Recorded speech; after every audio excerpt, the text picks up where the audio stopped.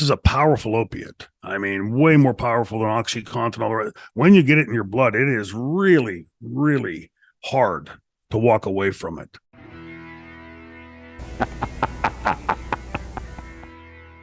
Terry started doing the moonsaults at the time, still, around this time, still a rarity in the United States. Because I think there's an argument of whether, Chavo Guerrero Sr. invented it or Danny. That's for a different show. Anyway, then he went on to become the hardcore legend, as we know. He was always hardcore for his time period. I think 'cause he was always a brawler, in the 60s and 70s to combat Dory's, as Dr. Tom would say, the liquid Valium of Dory Funk Senior's style.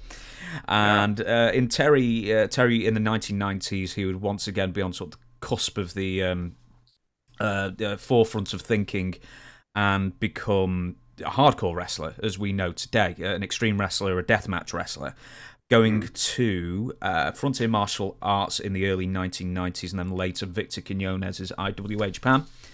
I think 1993 FMW he debuted for. Let me just have a look what I've written here. I'm sorry, I've written quite a lot of this quite a while ago, so I'm sort of reading this for a while. So he would have an infamous series, deathmatch with Mick Foley, of course, including exploding rings, barbed wire, C4, boards, fire, and more. Why did Terry do all this deathmatch stuff? Because as I've said and you've said, and you'll know obviously far better than I ever will, about how Terry was constantly at the forefront of. He was a modern wrestler in a middle-aged crazy man's body. Yeah, but did he really need to do the deathmatch stuff? I know. Terry's legacy is his legacy. It's written in granite, right? I mean, he's Terry Funk and always will be. But I think at that point, Terry, in the business, I think a lot of fans out there throw the phrase around, the most retired man in wrestling, right? He's retired 150 times. That will be coming up later, I assure you. Don't worry about that. So I think what it is ultimately is, and I get it now. He just loved the business. He loved the energy in the buildings. And I saw this in a different way from Dominic when I started taking Dominic on the road with me at the end there. Dominic had reached the point where he thought, well, nobody's going to know me, right? I've been on TV for 20 years and, all these kids and all that kind of thing. Are you kidding me? You're Dominic DeNucci, right? So the very first time I take him out to a convention, we're sitting there. The first guy comes to the table and goes, oh, man, franchise.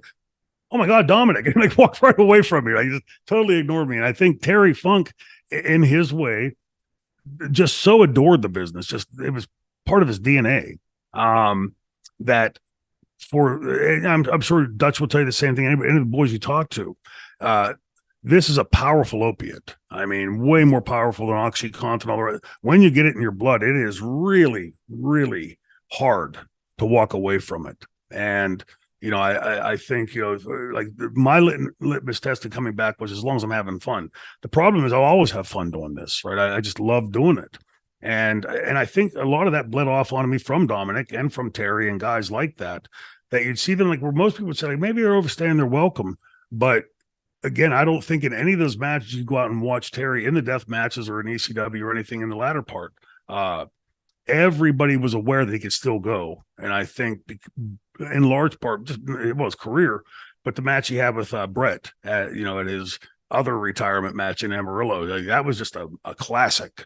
Mm-hmm. And I mean, you talk about a curtain sellout. We were all just like mesmerized watching this guy go because Brett at that time is like, the pinnacle of the industry. We will. I do apologize for putting in there. We will be getting to the Bret Hart thing. We will be getting to the Bret Hart thing, I assure you, because you were also on that card. Before we wander off the deathmatch thing, you must have seen some of them. I don't know if you saw them on tape or, you've seen some extreme stuff in ECW, which we will get to a little later as well. Yep. But of all the things that Terry did, some of them you very much can argue unnecessarily because it wouldn't have made him any more or less over. What was the most extreme thing you saw him do? Most extreme thing was an XPW. There was first of all, there was a huge amount of heat between XPW and ECW. Mm-hmm. Very similar, vein. I think, ECW had far transcended what XPW would do. When I went into book there, my intention was to do this slow veering off of what they were doing and take it more into the ECW vein because it really was the same fans. And, some crossovers, but, I think we could have easily gotten ECW fans on board and kept the ones from XPW. we were working. I had the title, and the way I had it booked out was, I think the first show was in LA, the second show was in Philly, the third show was in LA, and then when we came back to Philly would be the title drop back to Funk. And the first match in Philly, now I had worked with Terry at this point hundreds of times and had never, ever had to go over a finish twice with Terry, not a single time till this night. Earlier in the day, I'm at the, when I book, I take like an hour or two in the morning, afternoon, early afternoon, just to let my brain just sort of decompress before I get to the building and take it all on. Now I've got all my paperwork done. I've got all the matches lined up and what I want to do with each of them, but I just got to go like disconnect for an hour or two. And I'm in the tanning bed and I keep hearing my phone ring. When I finally get out, I keep ignoring it, but it literally dozens of times it rings. So I finally get out of the tanning bed thinking, like, is something wrong at home? You know, somebody's trying to get, and I see it's Rob Black. So I put the phone down, I finish my tan, and I get out and I call Rob. And he says, you got to get down here right away. I was staying at the Marriott at the airport, which I always stayed at. They were staying at the Days Inn down near the ECW arena. And I had to go back and shower and, get to the building. So I go, he's telling me there's some problem with Terry. So sweaty and greasy, I put my clothes on. My driver drives me down. I walk in. Rob is in the lobby. And he said, Terry's in room whatever. And I told my driver, my buddy Damien, I said, give me 10 minutes and then come and get me. So I go up to the room. Now I'm expecting Terry to be, hey, what the hell's going on? Because I like the way Rob is portending this to me. And he goes, oh, Shane Douglas, what the hell are you doing here? It's just like Terry. And we go and we start talking for a few minutes. And I finally said, Terry, is there a problem for tonight? Because I got to get back and get showered and everything. He goes, well, no, I just had an idea for a finish. So, okay, let me hear it. And he wants to win the title that night. I said, the plan is next time back. We're going to do this, do that. To where my thinking and booking it was the fans, once after 3 matches, they're going to figure Shane's the champion, ain't dropping the belt. And when they least expect it, finally get it. And back in the same building. So he's telling me the spot he wants to do with Lizzie Borden, who was my valet at the time, that he wanted to pull her into the ring. She had like a cheerleader outfit on, pull her panties off, spank her bare ass. And I laughed. It was a great spot, right? ECW, that would have been perfect. The problem was we're still getting this XPW, ECW head-to-head stuff. And I said, oh, I love it, but let's save it. We got to try to undo some of that tension before we get to that. And that pretty much wrapped it up. But he kept, asking me about that. Wouldn't it be great if he kept bringing it up like in a nonchalant way like that. Finally, Damien came up. We leave. We go back, get to the building, and we sit down and we come up with a finish. And 20 minutes later, Terry comes up and goes, what was that finish again? I give it to him again. 10, 15 minutes later again. It's been on all day. Well, what was that finish? What was that finish again?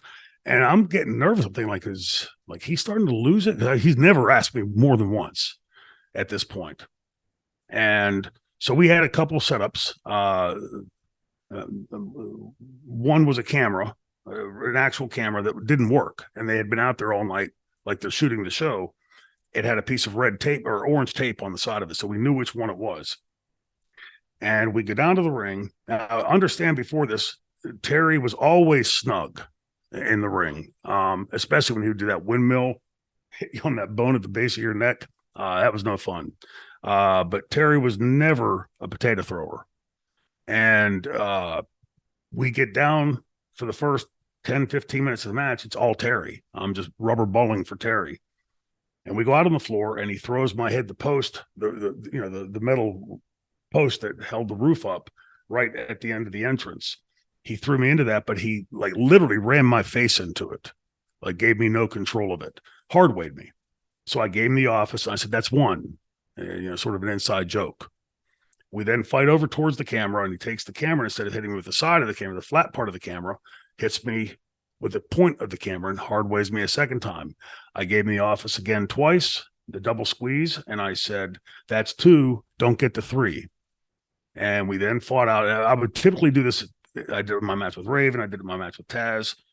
We would fight out the back door up the street and come back in, and you would get this amazing boom explosion with the audience.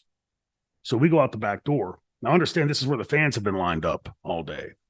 And so there's beer bottles and cigarette butts and junk all laying around out here. And my hand was in a cast. I'd broken my thumb. And Terry picks up this bottle full of backwash, like piss and spit. And he's hitting it against the brick wall. And it's going pink, pink, pink. And the thing won't break. And I'm thinking, I'm already cut open twice. Like my skin's open. And I'm thinking, what the? Finally, he swings wild and it explodes. And he turns around and all I can see is like shards of glass sticking out of his hand. And he grabs me. I'm thinking, what the hell is he going to do? And he gouges in. I smacked it out of his hand with my cast. And I said, cut the fucking shit, Terry. And I walked up the street, fully expecting him to be with me. You know, I'm doing the drunk cell up the street. And I get to the front corner of the ECW arena. I turn around and I'm by myself. The camera, the ref, everybody's still at the back of the building. And Finnegan comes running up the referee and he goes, man, you better get back here. You better get back here right away. I said, why? He said, Terry's cut. He's cut bad. I'm thinking, how'd he get cut? Like I hadn't done anything to him yet.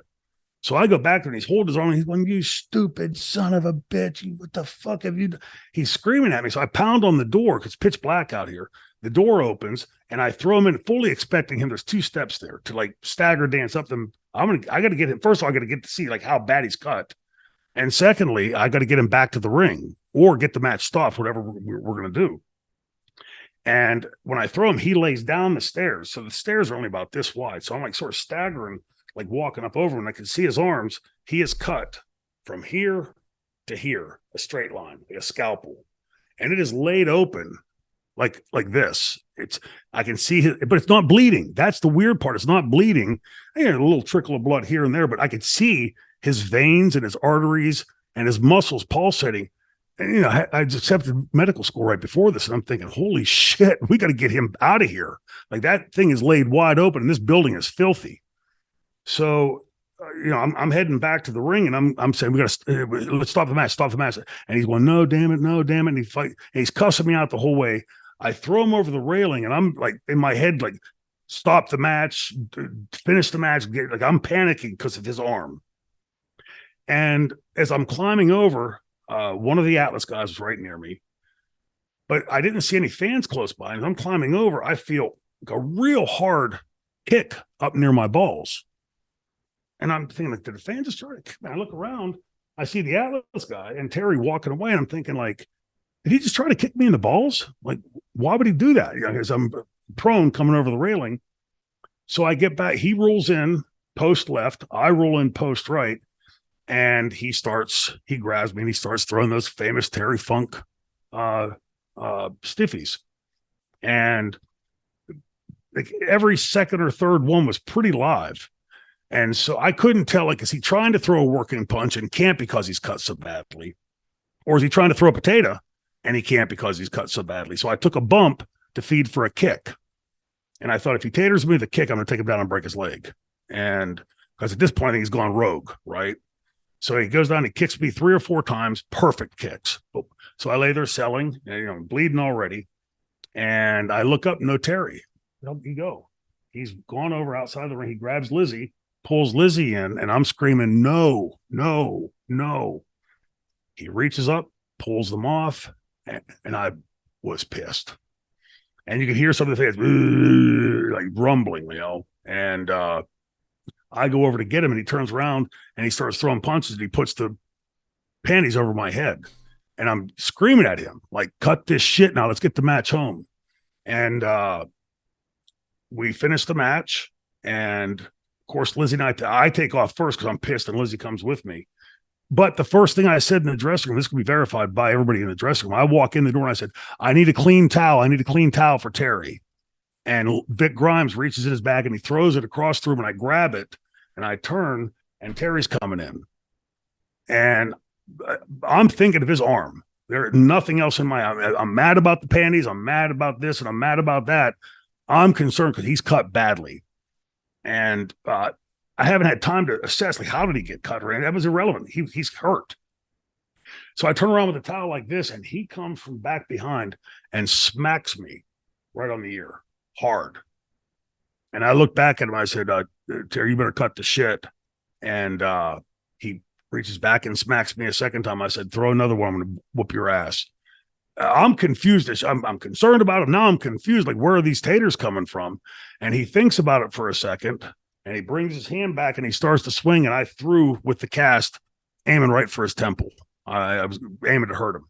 As I did, Cody Michaels stepped in and pushed Lizzie Borden, so I had to throw wide to not hit them. Now Atlas is grabbing me. Everybody's pulling us apart, pulling him across the room, and now they've built a wall between me and Terry. And Terry is sitting over against the wall talking to the doctor, but he's yelling out, Shane Douglas stabbed me. Shane Douglas stabbed me. Now, in this dressing room, you've got a bunch of guys from XPW that have no idea about me. And the legend and the aura that we built around that character, throwing Gary down with the head, the halo and everything, I think a lot of those guys weren't quite sure how to take me. And, very different people, dressing room and ring. But he keeps saying this. So I finally get through, and I'm telling him to stand up. He won't stand up. So I grab his head and I slammed his head into the wall. I said, stand the fuck up. And the doctor said to me, touch my patient again, I'll have you arrested. Now the security encircles me and pushes me back, and the entire dressing room's mouths are hanging open. And except Rob Black. Rob Black thinks that this is some kind of an inside angle that we're playing.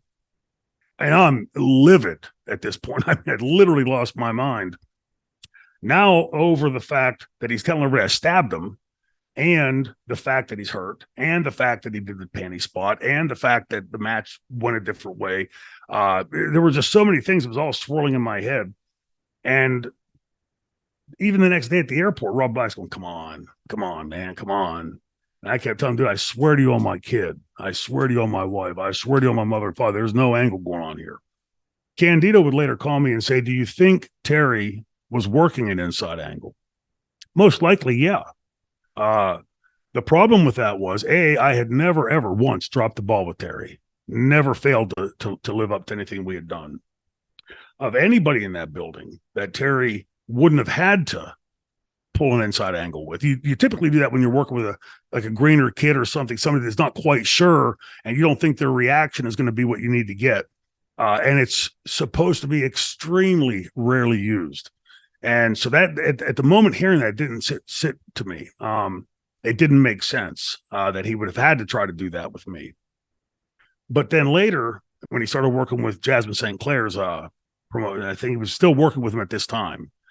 In Pennsylvania, you had a bond. You had to have a bond with the state, a license and bond. It was a $5,000 bond. You weren't allowed to gig. And if you gigged, they would take your $5,000 bond. Essentially, you're losing $5,000. And in hindsight, my guess would be, is that what it was? Like, he was going to stop us from running. We had sold the building out every time we were there. And same thing in LA. We were starting to roll up. My guess is that was Terry's business way of sort of, trying to get rid of XPW and which, again, you'd have to see if he'd ever spoken publicly on, commented on that. I have no idea. I've never heard any comment on it. But it was so left field to me from everything that we had done successfully in ECW. And then to do this, and it took that whole match. Like, we were on par to deliver a classic in that arena, classic that they would have expected from the franchise and Terry Funk. And then suddenly it just veered off into this wild, crazy thing. And for a long time after that, I think for the duration of my booking in XPW, there were especially younger kids were like, really like, if I go to talk to them about like, hey, okay, this is what I need you to do tonight. There would be this like, okay, yeah, like there was like this trepidation there. And that was hard to overcome with them. I mean, ultimately, that would fold in on itself based on things that they had done in XPW, the XPW side of the equation. But with Terry and I didn't speak. I think the first time I spoke to him after that was for the Hardcore Homecoming in 2005. And I knew that Candido was still tight with him, and I knew that that Mick was tight with him. And I would say to them when I would see him, tell Terry to give me a call. I wasn't going to call him. That was the onus was on his side of it. And when we did meet that night in the arena, 4 or 5 years later, he just sort of put it on the table as, let's just put that shit behind us and go on. So let's not talk about that and just move on. So I never really had any resolution from Terry on that. For me, I knew that in doing that show, the performer in me wanted to say, fuck Terry Funk, but if you're going to have a hardcore homecoming, you must have Terry Funk there, right? I mean, that's a necessity. And thankfully we did. And, I had it there. And he and I never spoke again past that about that incident. So again, I'd be curious to see if he ever made any public comments on it. And if so, what those were. Well, everybody, if you can let us know if you find anything, then send it into the show. I don't know how you're going to send it into the show. I haven't given you an email or anything, but we'll figure that out. Just very, very quickly, Shane, I just want to pick up one thing. He had a great big cut on his arm. From you telling the story, it seemed like it came from the bottle, and he did it to himself. Is that what you're presuming? Yes. There was a camera that later caught it. Smiley, who was the editor at XPW, would call me up later, weeks later, and say, I got something to show you. And as I take the gouge from the bottle and smack it out of his hand and start walking away, you see very quickly as he's turning, just a real quick sliver. That's one, again, I mean, like, man, talk about commitment to the art. That was not, a little gig or whatever. I mean, to cut yourself, especially in a building this filthy like that could have easily become infected, could have easily lost that arm based on that. And I look back and I think a lot of this, like in hindsight, for anybody that's, most of us had a family member or somebody we know you've seen like these weird things that suddenly they're doing stuff that these people would never do. I wonder in hindsight if Terry wasn't starting to have some symptoms early on of the dementia. He didn't seem that way in any way in talking with him, but this was so left field from him. I mean, like I had, Terry again was committed to his art, but I could not imagine cutting yourself that severely. I mean, that was a major, major cut. And again, in that, the stories are renowned. The building had raw sewage coming out of the bathrooms, cockroaches and rats and filth everywhere. Laid open like that, pick up a bacterial infection, pick up something out of that sewage. That's probably all through that building, people tromping through it. And, God knows where those bugs are all laying. It could have been catastrophic, and it could have been very incredibly damaging to XPW. To lose a $5,000 bond could have, it would have stopped us running Pennsylvania for sure. Mm-hmm. So there's a lot of those things to it. Again, if anybody out there has heard any of Terry's comments publicly on it, I'd be very interested because I've never ever heard. And we just got back on track. We just sort of like Terry asked, put it in a box, left it behind, and moved on. And I think in my head, I'd always assumed that at some point, like we had that discussion, and then it just reached a point where so many years after you think like, why bring it up? You're not going to get any kind of real resolution to it anyway. So just one of those, it's the only negative story I can ever tell about Terry. Because to this day, I don't know. And like I said, there were a lot of things hinging on that. That could have been catastrophic to XPW, which wouldn't have been fair to the guys. It wouldn't have been fair to the fans. And I think after that first show in Philadelphia, we had started to win some of those fans back over to forget about the whole confrontation with XPW. And, I was in large part mimicking what Paul had done in ECW early on with the Salvatore Belomos and Stan Hansens and Jimmy Snukas, great names, but it was clear we had to like sort of segue past them and introduce this new generation of wrestler. And the same thing would have been, there were a handful of guys, Chaos being one of them, as I recall. Pogo, as limited as he was, I think had like a 911 feel about him. But Cody Michaels and I were in the process of segueing to finding that really good core of wrestlers that would take XPW in that different trajectory. And that sort of marred all of that.